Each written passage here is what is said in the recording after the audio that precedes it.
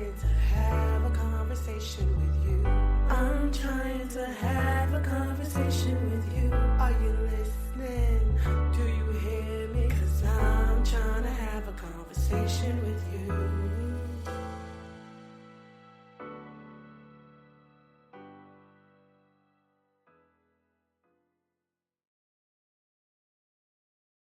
Hello, and welcome back to another episode of I'm Trying to Have a Conversation with You. I'm Monique, and I'm Kasha.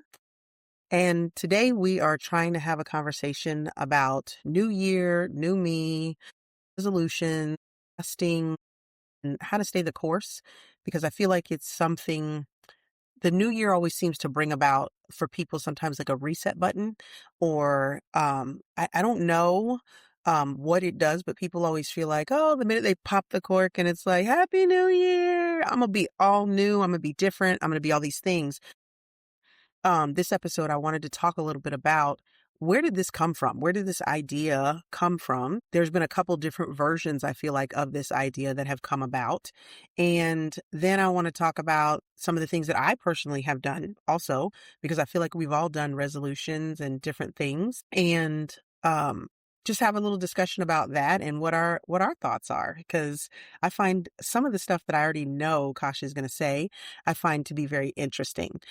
First thing I want to ask you, Kasha, do you think the new year, new me, all the things like that, is it about the change of the calendar or is it about the commitment you think for people? I think it's like a little bit of both. I feel like we're always kind of looking for a reset. We're always kind of looking for like, oh, a way to start anew. So I think it's like just the excuse and it'll be like, well, I can commit after the calendar changes. I'm going to cut up for now, but after that calendar changes, I'll commit, so I think it's a little of both. I think that is the minute you said that, I was like, yep, that's what it is. Because I think people, especially, it's like with anything, we start out, even we start out the day with high hopes of this is what I'm going to do today. And by like 5 o'clock, we're like, I'll try again tomorrow. And I Amen. feel like the new year is kind of like the culmination of it. But I think, like you said, it's part of both, because I feel like people think with the new year, I'm going to be more committed to whatever it is because it is new and different. It is like the sun rising again and starting over. So um, like I said, I think today we want to talk about New Year's resolutions. I want to talk about where did the root of it come from. Fasting is another thing that happens a lot in the month of January and where its roots came from. That new year, new you, because that wasn't something that was always said. That's a new Hmm. mindset that I think kind of came up. And then I do Yeah. want to talk about like why most people fall off, because with me researching this topic, usually there's a specific date, but usually by mid-January, they say most people have quit whatever their resolution or fasting or New Year, New Me, and they're gone. So I looked up some ways to stay the course. If you really are wanting to commit to change, how is it that you can commit to change? To me, Yeah. that was one of those things, because we all do it. And I will tell you too, like this episode for me was a talking point, because this year, not that it's my first year, but this year I think dove in a little deeper into the fasting, because my church does a church-wide fast, and they've done it every year. In previous years, I've been like, okay, I'm going to fast. I have fasted from social media. In the past, I've fasted from, oh, I'm not going to eat potato chips, because for those of you who don't know Yeah. me, that's a hard fast, because your Baby. girl loves herself some potato chips. I've never met a potato chip I didn't like. I will even eat salt and vinegar potato chips in a pinch, and I'm not a big fan. First of all, don't look at me like that, Kasha. That's I'm wild. trying to figure out why that's a Um, pinch. that's the ones that I have to eat in a pinch. Salt and vinegar, the dill flavored. I'll eat them in a pinch though, because they're crunchy and salty. So I'm not going to hate on them. But going back to what I said, I've given those up, which isn't. I jokingly say it's hard, but it's still it's. Don't buy them. You can avoid them. This was the Yeah. first year that I committed to a fast that was it was scary for me because I didn't know that I could do it. Um, and my inspiration was actually our mom because she started doing fasting with her church. And I always, mom has never really like I've always had to fight with her to be good about her food and mom, you need to do this, you need to eat that, you need da da da. And she did this completely on her own, and I didn't even know she was into it until she was into it. And then she was like, "Oh Same. yeah, I'm fasting," and she was fasting a lot of hours a day and pulling it off. And I thought, Monique, why is it that you're afraid to do this fast? Because it's going to be hard, and that's why you don't want to do it. But there's been many other things in my life that I've attacked that are hard. Being a cop, running, because running is to me, it's all mental. Being a mom, like all those things are hard. So why am I going to shortchange myself when it comes to this? And with following kind of in her footsteps, I committed to fasting from whatever time I eat dinner at night the night before. I don't eat again until 5 o'clock the next day, essentially, kind of like sunset, essentially, depending on timing and things like that was my idea. And I will say it has not been easy, but I feel like I have been able to achieve what that I wanted to achieve. And it was difficult, but at the same time, it wasn't as hard as I told myself. Or the enemy was trying to tell me, you shouldn't do that. That is so hard. What you gonna do at 3 o'clock when you're hungry? And I was like, you know what? What I'm gonna do at 3 o'clock is call my mom because she has pushed through this for longer than our fast was shorter than hers. Only did it for 1 week, but it was one of those things that like mentally it really like worked on me to be like, why are you afraid of this? Like you just don't want to do it. Like that's what it is. You don't want to be uncomfortable. And I was like, fair enough. So I committed to fasting, no food, like I said, from dinner time until 5 o'clock the next day. No alcohol. That's not a rough one for me because yeah, I drink wine maybe once or twice a week, but it's nothing for me to give it up. And then no social media unless it pertains to our podcast. But I've been Hmm. very diligent about if I don't really need to look at it, even for our podcast, I'm like, I'll look at it later. Yeah. And then no games on my phone because I Mm. found myself when during downtime or even sometimes not during downtime, I'm sitting watching a television show and when it goes to commercial, I turn on a game on my phone and I'm like, that's insane that you have to be that entertained. So I was like, that's Ooh, gotta I do the go. same. So I Hmm. was like, that's gotta go. And so I stuck to those things and they've all been I have poured into doing the reading for me of the Bible and kind of trying to understand the stories that I've known in the Bible, diving into them a little bit more, researching them. Uh, I'm working right now. So at lunchtime, there's a group of people that go to lunch, and I've had to bow out of going to lunch. And I'll tell you, I did get tested a little bit because I planned like this week. I didn't plan it. Our church picked this week. And I did not account for the fact that the school that I'm working at, every day they've been like, oh, it's a half day, so we're delivering food to y'all. I'm like, okay. We brought y'all Chick-fil-A today. I'm like, well, y'all tried me with even God's food. Okay, that's what y'all doing? Okay. I'm like, just put it in the refrigerator. I'll get it after 5 o'clock. Oh, we bought chicken salad chick today. I'm like, that's awesome. Put it in the refrigerator. I can't. Uh, Today is the 100th day of school, so we got 8 million different kind of snacks to celebrate the 100th day of school. I'm like, cool, I'm gonna pass. I'm gonna pass. With all that being said, though, I have been able to stick to it and really lean into it. And like I said, I attribute it to watching my mom be motivated enough and be focused enough on her spirituality to get through it. She's been doing it for 3 weeks. So I was Yeah. just like, whoa, if she can do it for that amount of time, she's older than me. She is like I said, it's one of those things where food is never, it's always been like, mom, you need to eat healthy, you need to do this, and she's been able to stick with it. So that was my why for doing this podcast, Kasha. And that's a beautiful why. That's a beautiful why. It's funny because I saw mom today and she's like, this has been one of the hardest days for me. It's like, she's like, I think it's my mind telling me it's towards the end. So I'm like, it's the end of the month and she's thinking like, "Oh, okay, I'm not gonna do this anymore," and it Right. really tested her, but she still stayed true. She That's still stayed awesome. true. Yeah. Yeah. I think she started on the 15th, so that's a Mhm. long that's a long really a long time to stay with the fast. Like, she's been not eating from 6 in the morning till 5, and I don't think she's getting up early and eating, like, a breakfast or anything. Mm-mm. Yeah. Mm-mm. So So, it's the same, it's like the night before same. until 5. Yeah. Yeah, that's amazing.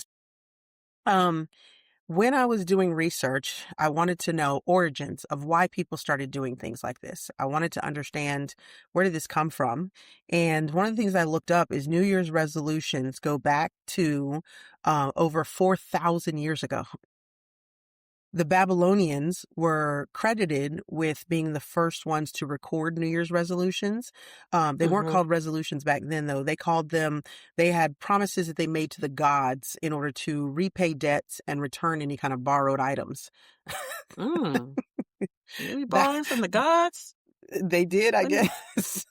let me hold something. Let me hold something. The- my I only have one God, so my God only offers me salvation. He don't offer me nothing else. So You don't gotta give it back? to give it back, thank you. Won't he do it? But they borrowed from the gods, and that was their resolution at the beginning of the year, that we're going to pay our debts and we're going to return the borrowed items.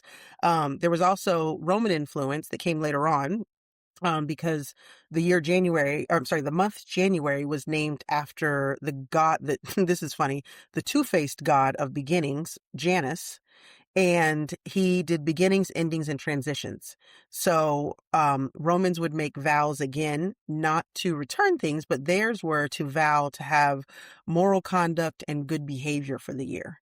So Mm. that was kind of um, that's the history of where it came from, and I guess over time it just kind of evolved. It's To me, I found it interesting. What do you think? Yeah, I do. I find that interesting. I'm always into, like, where did everything start? Yeah, I like the anthropological side of it. I was like, "Ooh, yeah, what word was that?" yeah. But yeah, I just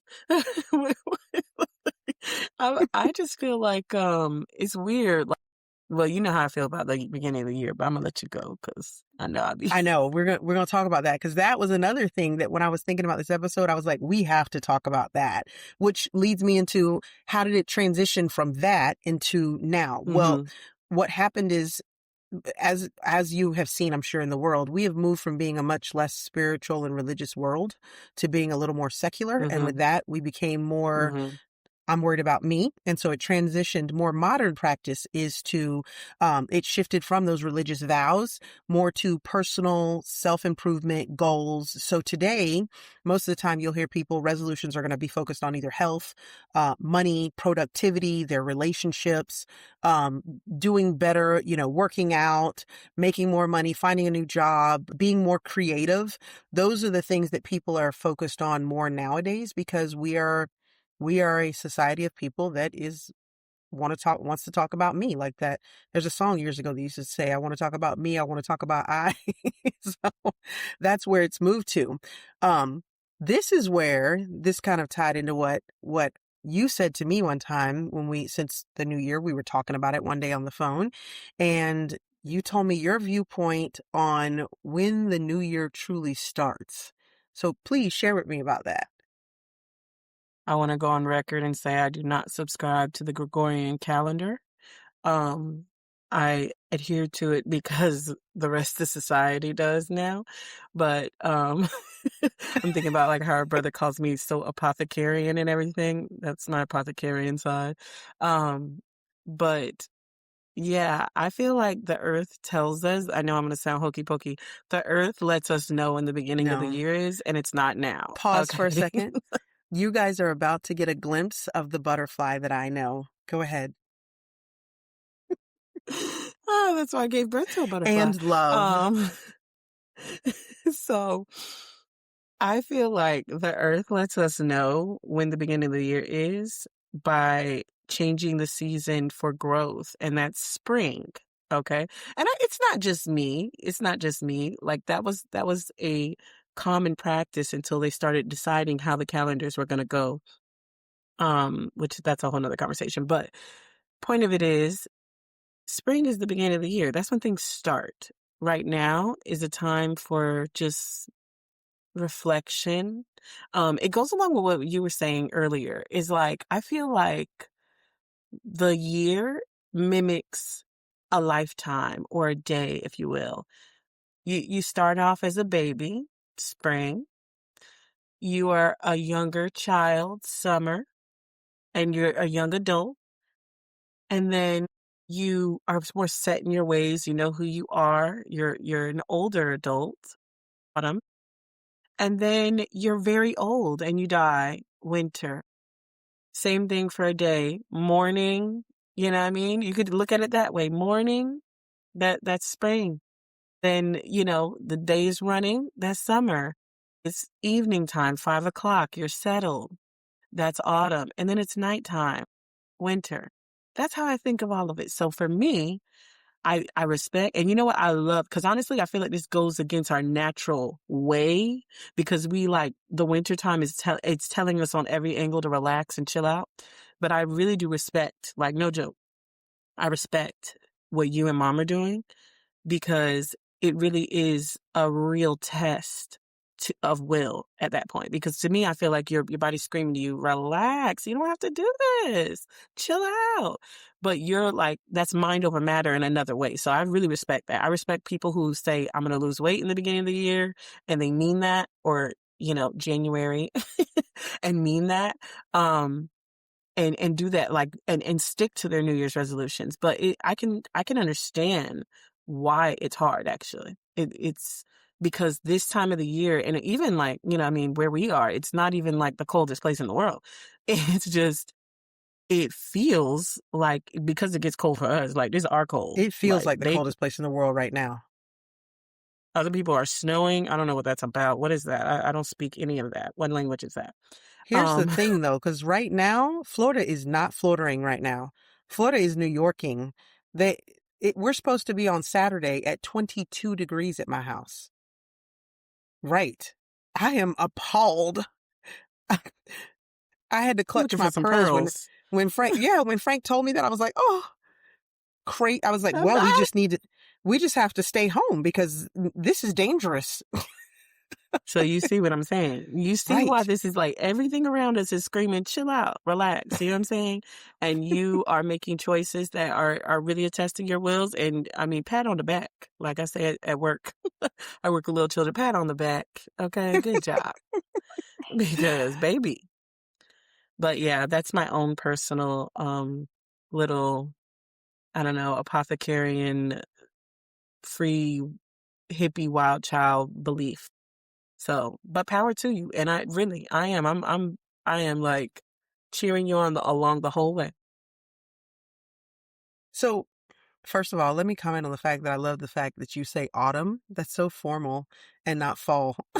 I kept waiting for you to switch, and I was like, oh, she says autumn. I never knew this about her. Secondly, I think I say fall normally. Well, you were very fancy today. Guys, pinkies up. It's autumn.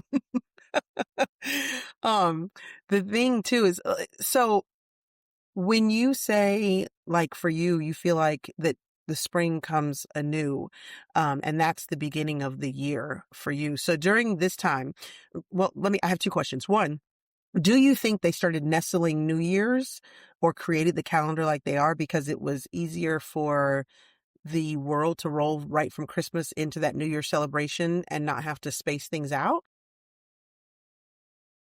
I'm not exactly sure about that, but what I do know is that the calendar changed. And like I said, that's why I said this is a whole nother conversation, because if you notice, September, what does sept mean, Monique? Gosh, you're going to put me on the spot, made me look dumb. I don't know. 7. Oh, yeah, I'm sorry. Oh, it does mean 7, but it's the 9th month. Mm-hmm. October.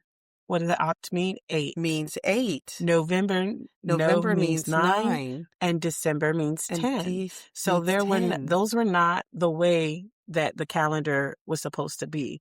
They shifted and moved these dates around, and I think they added, um I gotta find out where they added, but I think it's like August and something else. But yeah, the calendar has been shifted. The other thing is, you see what I'm saying? I'm gonna get into my little flitsy ditsy side.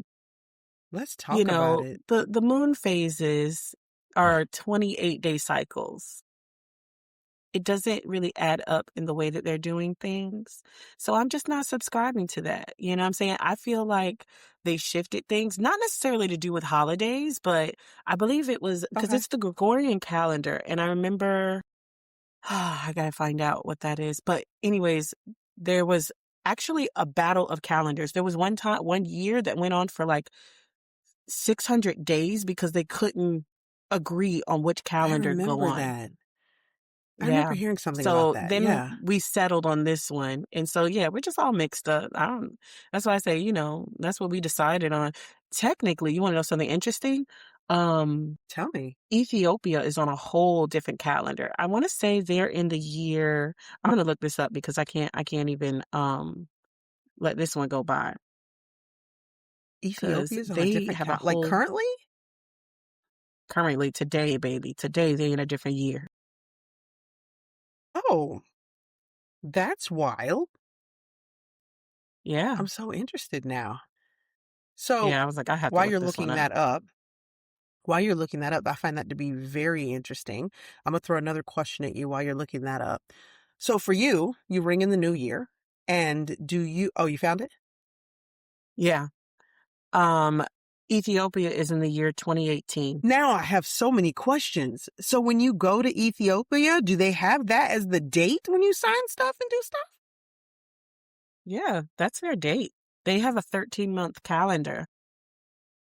So they don't even celebrate the new year with the rest of the world. No, that's interesting.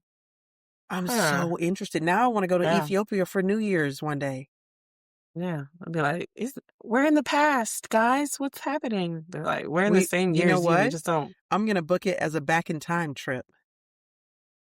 They're gonna be mad at you. Be like, girl, we're here in the same time. We just don't call it that. So taking me back to my question now for you, because now, man, I have so many questions. We're going to have to look that up and talk some more. You celebrate the new year like everybody else. I know that. But do you make resolutions or do you wait until that springtime where you feel like it's time for a new? This is the first year that I really wanted to go with my natural instinct. And I decided that instead of New Year's resolutions, I was going to declare subtle changes. So, with that being said, there are some things that I'm slowly changing about myself, and in hopes that when the springtime comes, um, that I will be fully rolling in it and expecting myself to just get into it that more. So I'm making subtle changes now that I want to see, you know, but there's slow changes on a day-to-day basis. And I want to see myself be in full force or beginning to, um, you know, start being in full force in springtime.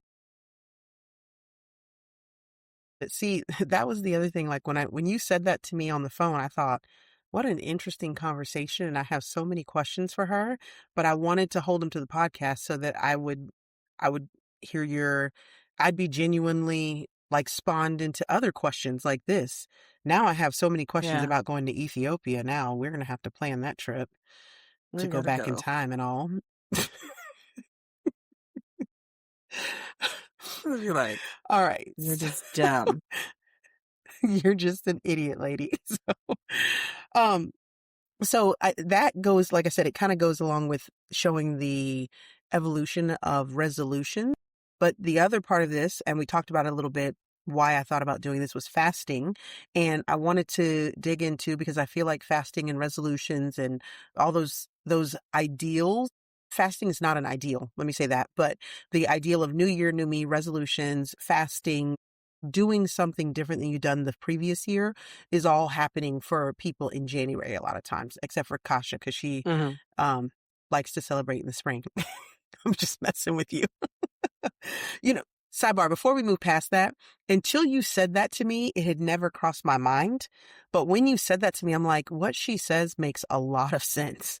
Like, wintertime is when everything dies. And in order to get new stuff, you do have to have that period of like death and the earth being overturned, and those kind of things do have to happen.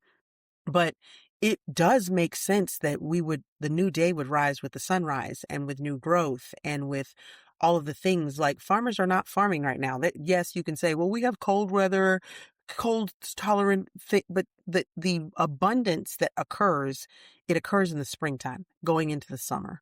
And then, like you said, the summer starts to taper off because summer gets so hot. It's almost like that young vibrancy is hitting its peak and then drops off into fall, and you start getting a little cool. You can still grow things necessarily, but it's not going to be, you go from that abundance in spring to the slowly tapering off of summer, the more tapering off of fall, because you can only grow, you know, certain things in the fall, to again the death period of the winter. And when you said that to me, I was like, wow, that is super interesting to think. That makes more sense to our bodies, to our internal clocks, because people, this is where you might see a little butterfly in me. People, we are tied to everything in this earth. The tides, the moon, all those things affect us. And I say that from the perspective of being a cop for 17 years. When full moons were out, people were insane. It was fully crazy.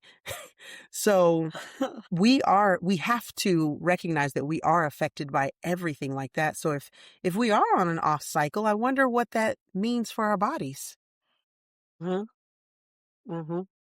I found that very interesting. That's why I wanted to make sure that you had an opportunity to kind of give some credence to that, because I was poking fun at you, but I definitely did find it to be very interesting. And I thought, that girl is pretty smart. I'm not going to lie.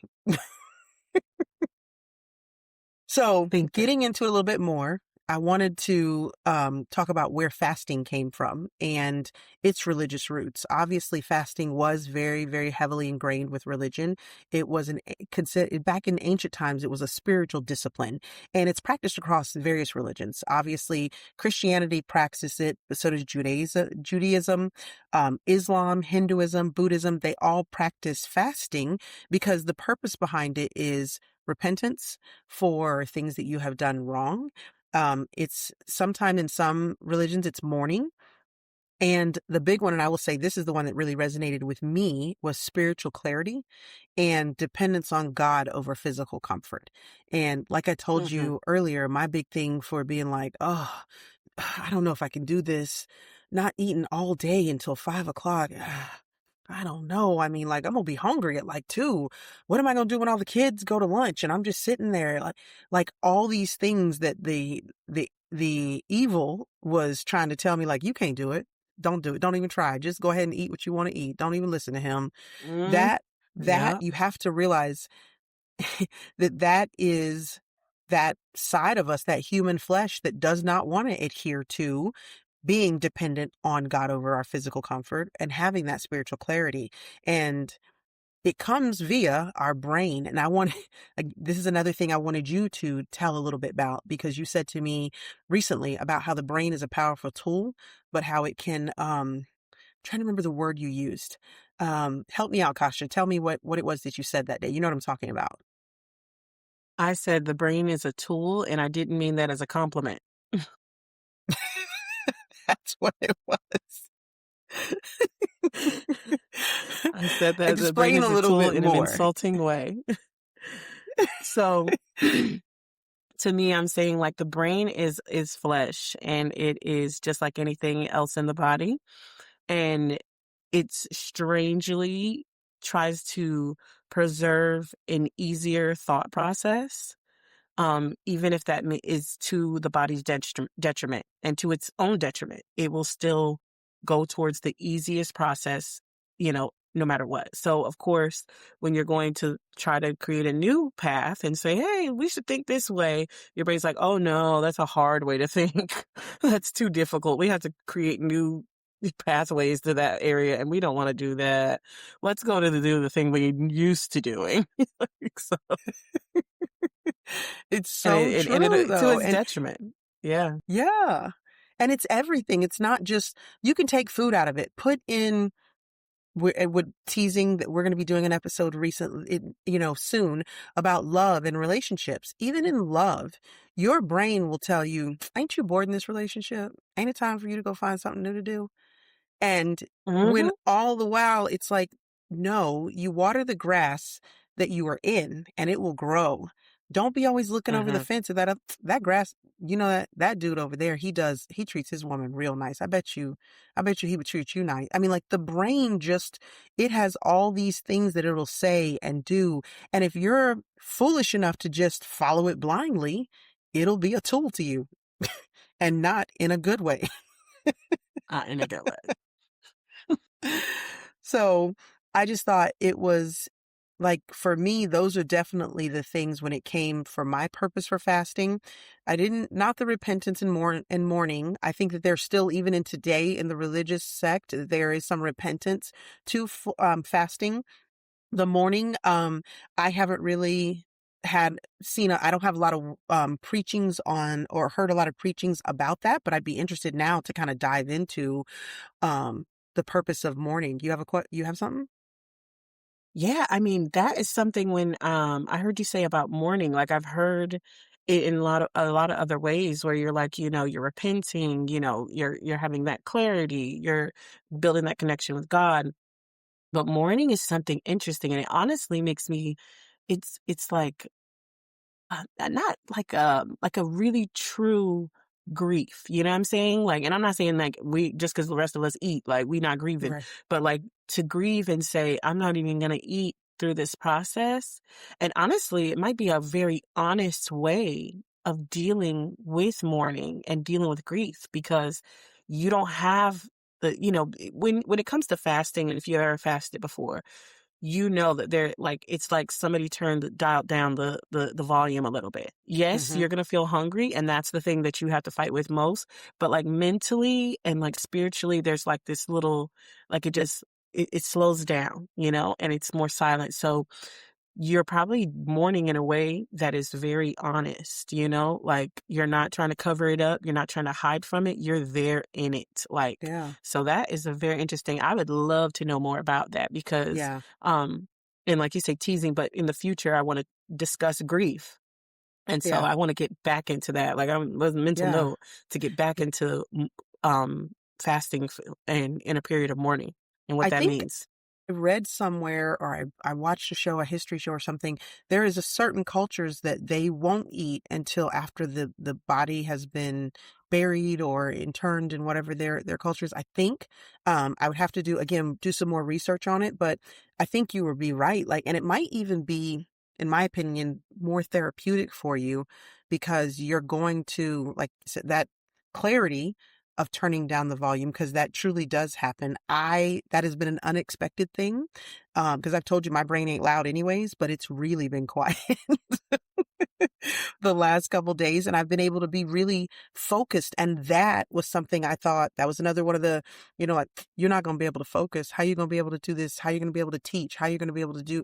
And I feel like I have done better because there isn't any noise kind of going on. I'm like, okay, I got this time, and I've been using the time where I would be eating to read my Bible, to find verses in the Bible that are resonating with me.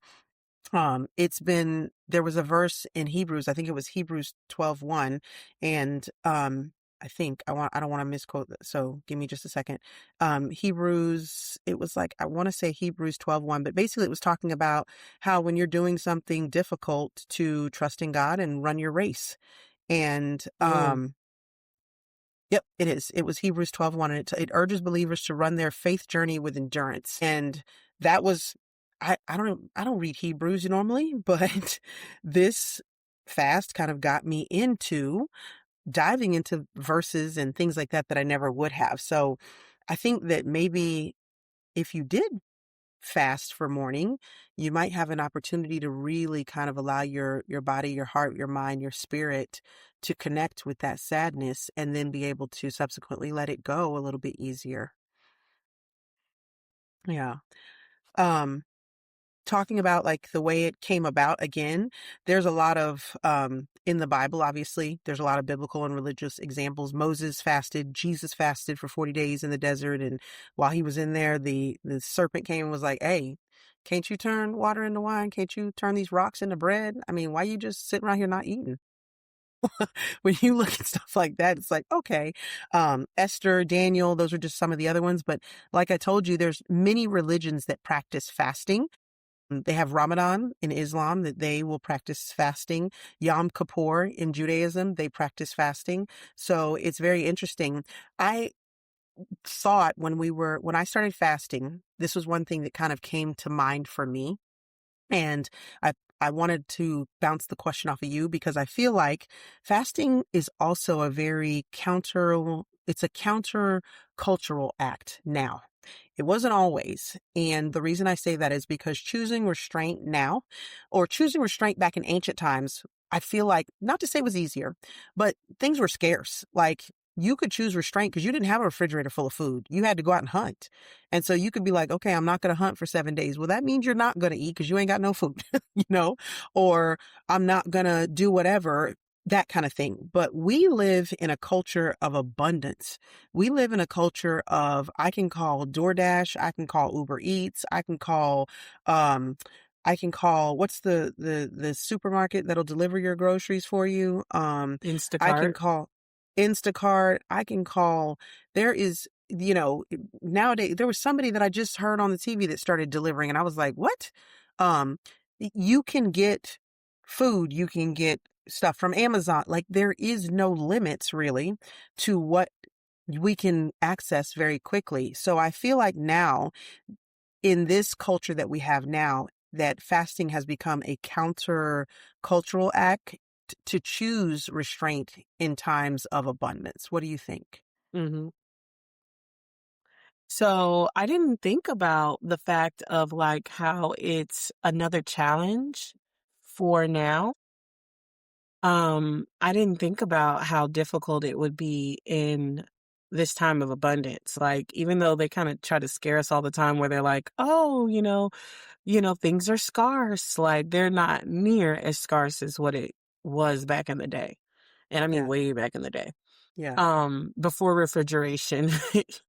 um, and I think that it's interesting because like, I wouldn't say it's easier, but if Hmm. you know that everybody is kind of in the same boat with you, like we all not eating, it's a little Right. different than to see others eat food and, kind of watch them and be like, okay, or Yay. see others indulge in things that you said you were not going to indulge in. Right. And like you had mentioned earlier, there's like so many, distractions and so many things that you could fast from. The world doesn't stop for you. Which, I do kind of find it interesting. I've worked with a lot of different types of people and different religions and cultures and stuff. Um, and I always appreciated the dedication of the Islam, how they have Ramadan, like, they, and I think it does, it's kind of a cool thing because they kind of are all doing it together, but they do work in a situation where, I guess like it's like a secular situation where we're all over here eating or we're not the same religion as them. So we're not Right. really participating. And they have to, deal with that. And, you know, so I didn't even think about that where it's like, that's another layer to it where it's Yeah. like, I'm not going to be eating this thing. And then you have to watch the world eat. And there's so many restaurants as you're driving home and, or I'm not going to be doing social media. And even if you're doing something else, everybody's trying to send you stuff from social media and things. So it's interesting where it's like, Yeah. every angle. Like, I'm not going to drink alcohol. And on one thing, there's triggers to drink alcohol where you're like, I just want to relax, or, Yeah. social settings might put you in the position. So, having that abundance and having the ability to be tested so in so many angles is another layer to it. And, I've seen people who are like, yeah, I had to be in my prayer to get through this. Yeah. It's Yeah. very true because, like you said, I think definitely easier when there's other people doing it with you. My church is doing a corporate fast. So we are, as a whole church, everyone is fasting, but we're not around each other. I don't. I don't work with them. They don't work with me. Our pastor is each morning sending out a video of encouragement, which I have found very Hmm. useful, and giving us That's good. verses and things like that um, to reference during the day. And that has definitely been helpful and useful, but the world goes on. And I think that is truly the test that, like, you do have to know how to do this without the world stopping.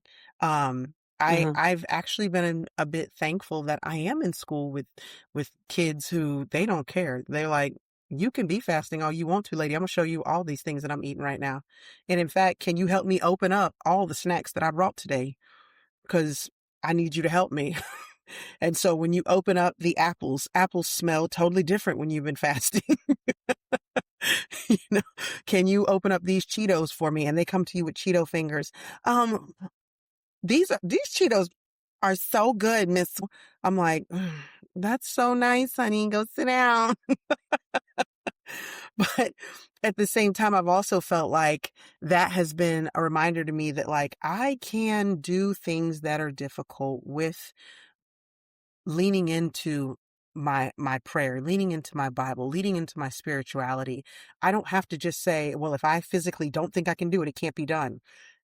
We are spiritual beings, and there are so much more that keep us driven. So, and I will say, while it has been hard in one breath, on the other side, it has not been hard. So, in the respect of, in my brain, the idea of fasting all these hours was going to be insurmountable. And it has Mm. proved the first day was hard. The second day was a little harder because for some, I think I made a mistake. When I came home and broke my fast, I ate, lettuce, a lot of lettuce, and then I ate these protein chips. That was probably not a good choice because it had I think a lot of things in it that didn't marry well with my tummy. So that wasn't good. So then I had to rethink what I would break my fast with. I have stuck with breaking with vegetables, and that is to your credit because when I had told you one day what I had broke with, and you're like, good job, that's what you're supposed to break with. And I've tried to break with eating some kind of vegetable and not saying I'm abstaining from the carbs because I feel like I do need them after all day of not going without some. But I have been trying to make sure that I'm breaking with something that's not crazy. Like I'm not breaking with a chocolate chip cookie. No, Mm-mm. not doing that. I'm Mm-mm. breaking with proteins. But I'm breaking now with real proteins, meats, those kind of things. So, um, I just thought it was interesting. And I think when it comes to living in the society that we are in now, where we have such an abundance, that there have been different ways that the fasting has been implemented because we do have such an abundance across the board. And so it's not just eating fast. Some churches do like Daniel fast, where it's just fruits and vegetables, no meats. I will say for me, I think it is wonderful for people if that's their way of fasting and that gets them their connection. I think it's great. For me, I don't think it would be a fair fast for me. And what I mean by that is I can eat fruits and vegetables. I'd be like, this ain't no big deal. So, and I know you would be the same. There's no problem. I know that people assume because I have a little heftiness to me that I'm like, oh, you're eating all the meats and stuff. I'm like, I love me a vegetable. I don't know what you mean. Like, Mm-mm. I love vegetables. I love savory items over sweet. Like, what do you mean? Yes. Um, and it's funny because I do say I'm non-religious, but it doesn't mean I'm not spiritual. But I do believe that in the times, like I did a couple years and it changed after I had a baby, but I did a couple years of eating, I guess, in the Daniel's fast way where I was eating raw fruits and vegetables in the daytime and at night I would eat cooked food.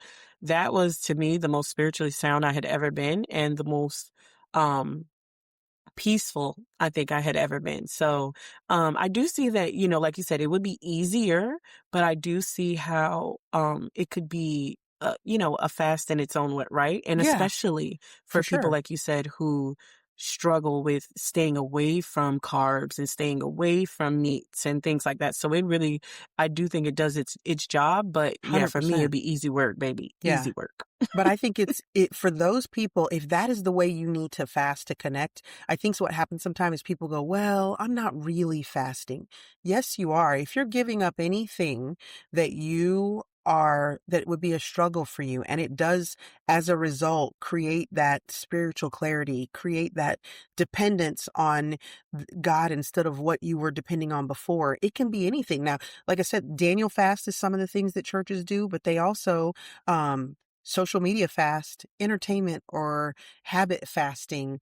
One of the ladies at our church spoke about her fast was cigarettes because for years she had smoked Mm, cigarettes and could not break she could not get over the hump and quit. And so when our mm, corporate fast that we do at our church, which I think, sidebar, that's something that a lot of churches will do, is the corporate fasting. And I think that lends to what like the Islamic people will do, where everybody's doing it together. And I think it definitely creates a community and makes it easier if you feel like we're all going through it. I know for me in this instance, even though we're not all, but like just knowing that mom's doing this with me, it has really helped to motivate me to keep me going. But she said during our corporate fast 2 years ago, she could not quit smoking. And so she decided, I'm going to fast cigarettes. And she said, leading up to it, I prayed. I did all these things to like set myself up. I didn't buy any more packs of cigarettes and I was down to like my last 2 packs. And she's like, the funny part is like the day before the fast, I went out to smoke a cigarette and remember, she goes, I put it out because I was like, ew, this cigarette tastes bad. And she said, and all the while I had been praying, God, make it so that I don't want to do this anymore. And she said, now it's been 2 years, over 2 years that she's been fasting. She says, I'm fasting from cigarettes still every day. And I'm like, mm, that is no less of a fast than the person who doesn't eat for 7 days. Because I know, and anybody, I've never smoked, but I know that it is when you have a habit of any kind, smoking, drinking, whatever it is, it can be as difficult as not eating to stop doing it. So I just feel like, and I wanted to go on record with saying, like, if you're doing a Daniel's fast, if you're doing a habit fast, if you're fasting from social media because you feel like it's become such a distraction, those are still just as eloquent of fasts as the ones that were from ancient times of not eating. I think that is the fast that they had back then because that was the hardest thing for people back then was food and basic necessities, essentially. You think? mm-hmm. And I going to piggyback on what you were saying about like people who have addictions. I feel like if you can have empathy for them in any way, you would understand like how the fasting, how you staying away from something even as simple as social media, but as as ingrained in your life as food, you would understand that someone who struggles with that. And I think about that. I've done a fast before that was just it was like a couple days.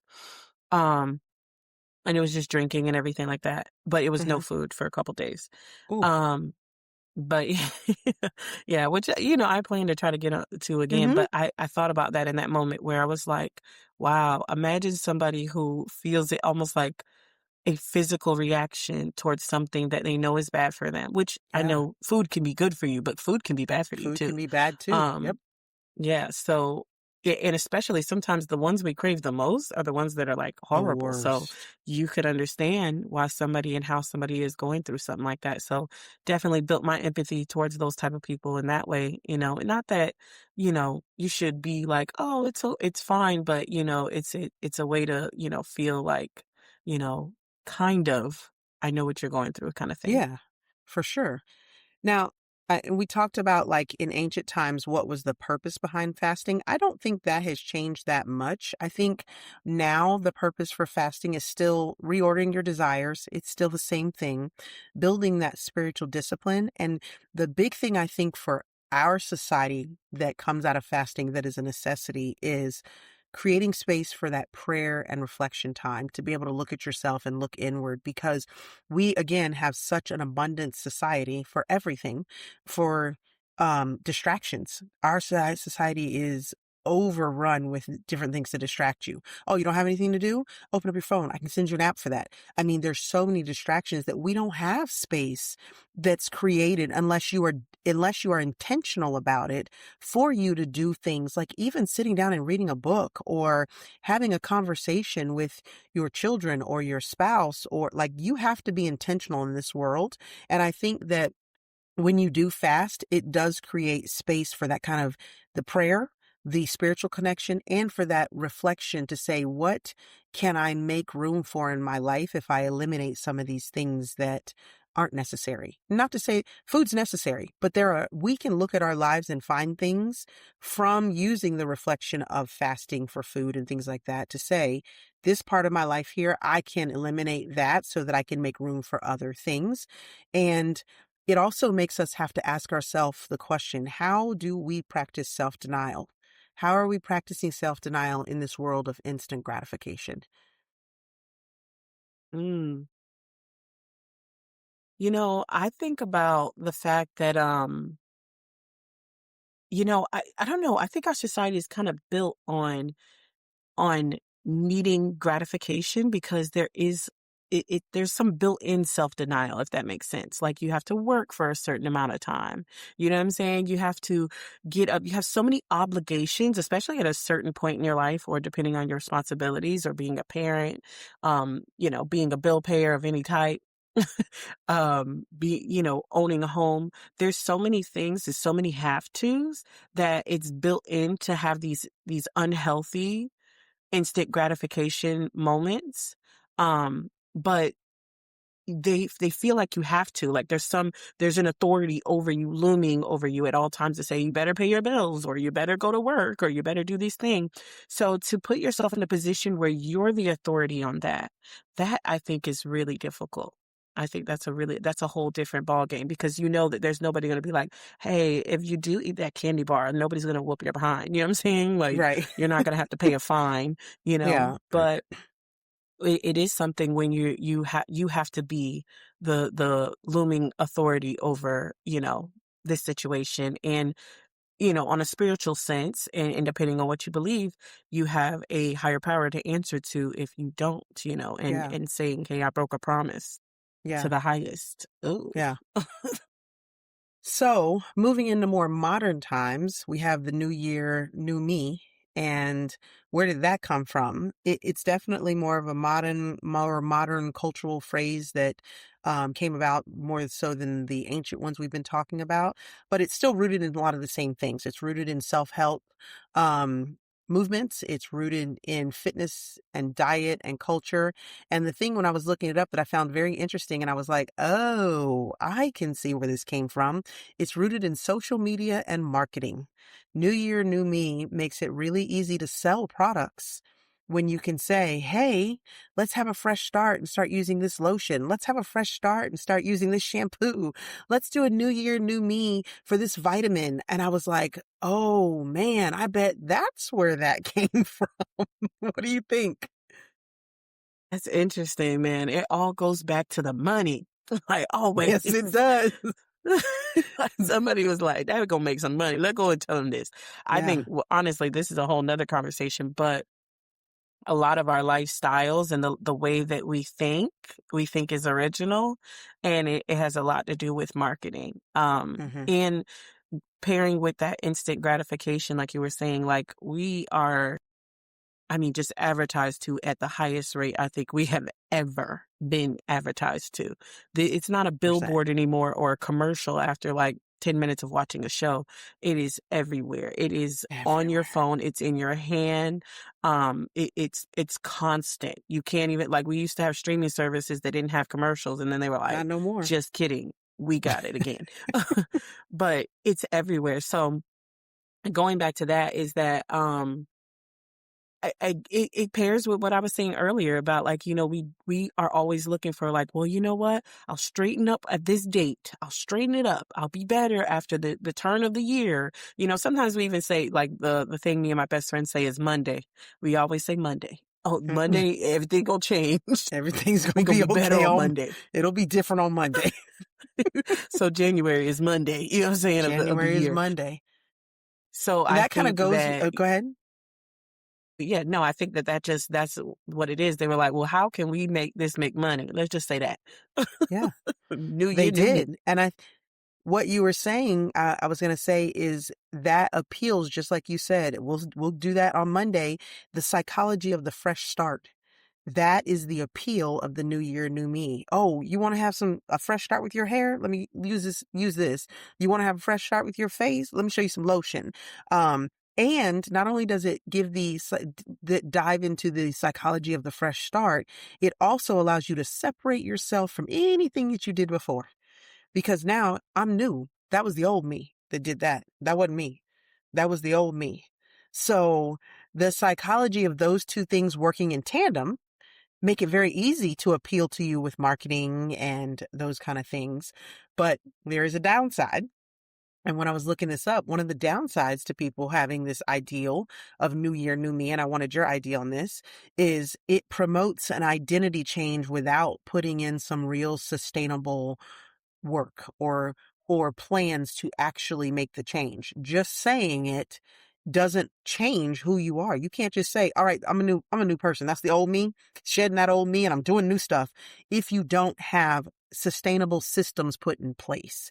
And it creates a place where you are now pressured to reinvent yourself instead of just refining who you are and being okay with Mm, Monique is a unique individual who is different than Kasha. Yes, Kasha is a beautiful butterfly, and I find her to be incredibly intriguing. And I think that, like I've said before, anybody who don't like Kasha is crazy, but I don't need to reinvent myself to be Kasha. I can refine Monique every day and be a better version of myself, but new year, new me doesn't give room for that. It says change who you are right now and good luck with that without having, like I said, I don't think you don't have sustainable plans in place a lot of times when you create this pressure for yourself to reinvent yourself. What do you think? hmm. It makes me think that, like, I don't know where, like, I guess the depth of that would come from, but it makes me think of like when you take a shower, you know what I'm saying? Like you get in there and then you come out clean. It was like 20 minutes and it's done, you know? So I think people are looking for that way to just be like, I'm done. Like, you know what I'm saying? That's shed, which it's interesting because I do think you're not tied to your past, but I also think that you should integrate who you were with who you are now or and who you're gonna be. I think that like you're a summation of all that. So yeah, I feel like Yeah. we're looking for, especially when you get tired of yourself. You know what I'm saying? Like you get tired of yourself sometimes. Tired of your Yeah. decisions, tired of your eating habits. You know what I'm saying? So you're just like, okay, what if I just shed the person I am right now so I can just come out clean? So that's what I think. And I think that's probably the why behind it. I just don't know. And you can do some um serious refinement, but I think you have to be careful about not thinking that there's parts of you that you can keep. You don't throw out the baby with the bathwater a lot of times. And even with the mistakes that you have made, they have created you, to be who you are. And it's like it says in the Bible, we are fearfully and wonderfully made. That doesn't stop in the womb in our mom's belly. That doesn't stop then. We are still continuing to be fearfully and wonderfully made if we give ourselves the opportunity. And I think with just saying, I'm scrapping the old me and creating a whole new person, doesn't really leave room for that sometimes. So there has to be new year, new me has to be a refined year, new year, refined me is what I think would be better. Like how you were saying too about like the sustainable systems in place.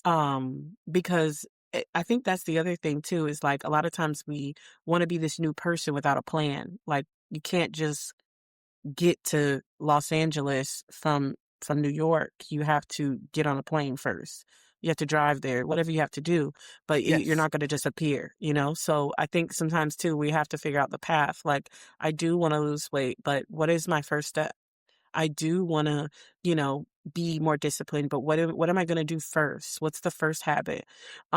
Really quickly, I know, this book that my best friend read, and I do not know the book because I didn't read it, but it's by Stephen Guise, I believe. It's Guise. He wrote the book Many Habits, and I Okay. think he has like a lot of series of it.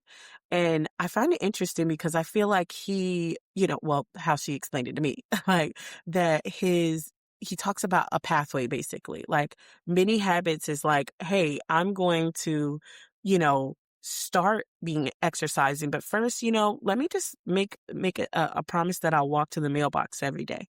You know, yes, I'm going to start eating healthier, but let me just make a promise that every day I'm going to put an almond in my mouth at least once. So, and so you can then build on it. So even when you drop down and say, oh man, it was cold today and I didn't go for my run because I've built my mini habit all the way up to a run, but I still could just walk to the mailbox and I accomplished something. And that it's building that consistency and that habit more than it is saying like, which is the biggest thing is discipline. Motivation is trash, but it's building Yeah. that discipline of saying, I'm going to do it every day, at some level. It may be the low level, but I'm Yeah. going to do it every day. And Yeah. eventually that mini habit will turn to a grand habit that you will view as a mini habit because you're like, oh, it's easy for a 1 mile run. So, Yeah, that's so true when you look at, and that leads into what the next part we were going to talk about is when changes, when resolutions, when you're fast, when they're typically abandoned. And I think you hitting on that part of it is a lot of the reason people abandon it. They make, instead of doing a mini habit, they make a major change, and it's hard. And when I was looking it up, looking at this, like I told you, motivation peaks in the very beginning of January for everybody, usually. Oh, it's like I said, new year, new me. The sun is rising again. It's Monday. We about to get good again. All those things. But believe it or not, the drop off begins within the first 2 to 3 weeks. They mm, literally say that most people completely abandon their resolution by mid-January. And the second Friday in January is called Quitter's Day. I had no idea. And how the do you reason is celebrate just like that? what you just said. I don't know. I'm done. The reason is just what you said. People create resolutions that are too vague. They are too extreme. They are based on emotion and not structure, and they lack accountability. So having something where you have a mini habit is very doable. That's how you can stay on course. It creates a space where you shift your mind from thinking it's all or nothing. I got to either run 5 miles or I'm not going to do nothing. Well, no, you can walk to the mailbox, and that can be enough. And walking to the mailbox is something that you can consistently do, and it's sustainable. So you're creating more practical ways of accomplishing your goals without making what it is that you're doing too big to overcome, essentially. And Mhm, to lend to what you said about motivation is trash is right. Building habits is what you want to do when you're doing these resolutions, not goals. Build a habit in your life, and make sure that you remind yourself that starting small should still feel impressive. If you're doing something that you haven't been doing before, you should still be impressed by doing it every day. And so you're going to, if you do that, then you'll attach some identity to your resolutions and not just words. You'll say, I am becoming someone who walks to the mailbox every single day. I am becoming someone who has an almond every day because I'm trying to be healthier. You're building that habit into it, and it makes more sense. And it, along with those things, it just, I think when you put all those things together, you give yourself a little bit of uh, you know, give yourself some of the pat on the back almost of saying you're starting something small, but this is impressive. It will allow you to be able to look at yourself in the mirror and go, I'm doing this. I'm doing this. What are your thoughts? yeah, I totally agree, and I mean, it makes me think too because I struggle with the all or nothing, which, like I said, like my best friend put me on that book, and I probably need to read Many Habits. Um, but the thing of it is, I struggle with the all or nothing, and I had negative self talk that I struggled with for quite a while too. So it was like, you know, that type of like, Yeah. oh, well, see, you blew it again, you know? So, I think, and that's why I'm thinking like too, like I said, my winter time, I'm taking this in as a time of like reflecting on who I want to be, who I was, and what can I build right now. And so, yeah, that's why I say I'm doing those little steps to become what I want to be, later on. Yeah. Um, Yeah. yeah, but yeah, I really struggle with the all or nothing thing. I really, you know, it, it, it just, that kind of thing where it's like, oh, I would love to be on the other side of this, Right. it's hard. Yeah. It's very hard. I think it's hard for anybody because, and even if you, like for me, prior to having my son, I used to run 5, 7 miles, no big deal. Then I had him and I was getting back to it and then I got hurt and it took me out of running for a number of years. And now I have to remind myself, don't get frustrated because you can't just jump back into 5 or 7 miles. Because for a while, once I did start to feel better, I would get frustrated because I'm like, I want to be able to just be just like you said, on the other side of this. I want to be back to running 5 or 7 miles. My body should remember this. It's not that my body forgot. My body just isn't still in the shape. And so I've got to create consistent, sustainable, smaller goals. And that way, and they are becoming more impressive. I've gone from, no, I'm not running 5 or 7 miles yet, but I'm walking 3 miles 3 days a week. I'm doing other workouts with my pocket. I'm doing, um, lifting workouts actually with my son. I'm doing lifting workouts with him that are like HIIT type workouts. And then I do a fun workout for myself on Saturday. That is allowing me to create small, sustainable goals. I'm not working out for more than an hour. I'm giving myself the grace to not be where I was and at the same time building a habit, not being like, I need to get to 5 miles, not that goal. So it's great. And the other thing I'm doing is sharing with people and saying, like, this is what I am doing now because this is where I used to be and I want to get back there. And it almost is creating a little accountability for me because when you say it to people, it makes it real, I feel like. So making my commitment more public versus private is for me, it creates accountability and it allows me to create my own little community of people who are like, hey, how's that going? That to me is a Mm-hmm. motivator.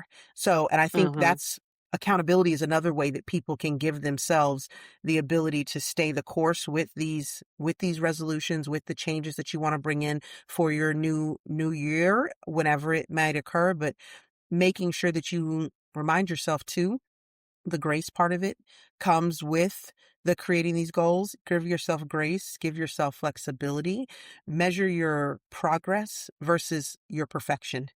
How is it going versus are you perfect? We do that to ourselves as a people in general. And sometimes it's like you said earlier, see, you didn't work out today. You missed a day. So you failed. No. What progress did you make though? You weren't perfect, but what progress did you make? And I think creating, especially when we're talking about the fasting part of it too, creating the fact of don't give yourself the pressure of I have to fast. Instead, lean on the fact that I'm going to pray, not I have to do something. I'm going to do this and um, I'm going to be more direct and deliberate with what I'm doing rather than trying to force myself that you need to be disciplined and putting all those negative connotations. Agreed. Yeah. So when it comes to kind of being able to stick to what you're doing, I think when you put all those things together, give yourself grace. I'm talking to you right now, Kasha. Give yourself grace to miss a day. Give yourself grace to have progress and not being perfect. And when you're not perfect, the other thing is share it with people. I didn't do it today, so they can motivate you through that mental. Sometimes your brain will talk to you for those that have that struggle with maybe self-doubt and talking negatively to themselves. I always say to Kasha when she tells me that she's talking nasty to herself, I was like, nobody is going to talk to my sister like that, so you better tell them to stop. Exactly. But what are your thoughts on creating those as a way of sticking to your changes or your new year, new me, or whatever it might be? I think that's why I had a different approach this year. Um, where I said I was like, I'm gonna take these small steps towards what I wanna be, and honestly, it gives me that opportunity to not go all or nothing, and instead, like, see slow changes that are that end up being, my progress and what I wanna be, or seeing things that, like, really don't work for me. Not everything is for everybody. And yes, I do think health is for everybody, but I everybody doesn't respond to the same motivation when it comes to working out or foods and things like that. So you have to like I think this is a time for me to test out. And so for me, I'm looking at it where, that's kind of the approach I'm taking anyways. Like since the start of January, I've started to say, okay, this is what I want to see changes in. And this is my trial and error time. So I give, and I can just, start fresh when spring happens. So, Yeah. I yeah. love that. I do. I love that idea. I think that might be something that with creating kind of like the space for me to fast and do some things that I thought I could never do. I really like the idea of incorporating the start of it now. And maybe like the spring is really when you jump it off, when you have that. Because honestly, like, especially for me, I like to work out outside. I can't work out outside right now. It's insane. I don't want, listen, people, for those of you who don't come for me in the comments about how it's so cold up in Chicago or Philadelphia or New York or this, that, and the other. I don't care. I live in Florida for a reason. And right now it has been peaking at 63 degrees in Florida. That's been the high. And we are getting ready to go into a weekend where it's in the 20s. No, I'm not going running. I don't care that you run in the snow or that you snow. I don't care. So don't come for me. But for me, the winter workouts for me are a struggle because in the winter time, when I was a deputy, I worked a swing shift. So there were many days in the middle of the week I'd be off. So my workouts, I would do them at noon because that was the warmest time of the day and I could go outside. Now I'm working where I'm at an actual job during those times, so I can't. So coming home from work and working out at like 5 o'clock, it's too cold for me. So it's very difficult. So I like the idea of kind of putting the systems in place now so that they are fully executed by the springtime. I really like that idea. So, um, I feel like we had a really good conversation, but I wanted to end it by saying, and I want to hear your thoughts on this. I feel like people need to reframe the new year. I think that people need to recognize that the new year is not a magical moment other than saying Happy New Year, loving your family, kissing, hanging out with your spouse, that kind of thing. But it is and can be a meaningful marker, and you can start refining yourself. Understand that lasting change isn't going to come on January 1st. It comes from making daily choices, recognizing that your brain can derail you, and you have to make those choices and override the brain sometimes repeatedly in order to actually have lasting change. Completely agree. I think that this is a time to, like I say, to reflect. And when that new year when it strikes, you can sit there and say, okay, that's nice. Like we made it to another year, but who do I want to be in this next coming year? Like it's a time to reflect. Who do I want to be? And then when you Yeah. are building, do believe you need to take steps towards your change. But when you're building to what you want to be, then, so be it. But yes, I feel like it's a balance between staying disciplined and not being in a rush to be like perfect. You do need to stay disciplined and still take steps towards it. It's not to be like, let's think about running and seeing if that burns calories. No, it's not going to happen, but it's good to be like, okay, what is going to work for me? Let me take the steps towards it in a mini habit way. Um, and then, go on for there. So I believe that. This has been exactly everything I thought it would be. So thank you for talking with me. Thanks for talking with me. I love it. Well, I'm Monique, and that's Kasha, and this conversation is over.